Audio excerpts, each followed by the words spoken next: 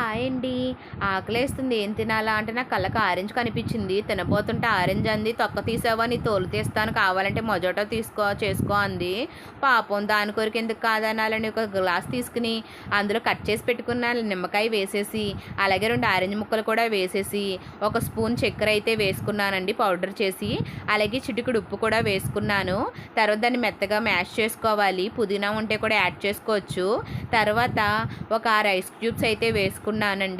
చల్లగా తాగితే చాలా బాగుంటుంది అనిపించింది. ఆరెంజ్ చెప్పినట్టు ఇంకా ఆరెంజ్ని అయితే పిండేసాను. తొక్క అయితే తీయొద్దు కదా అనేసి.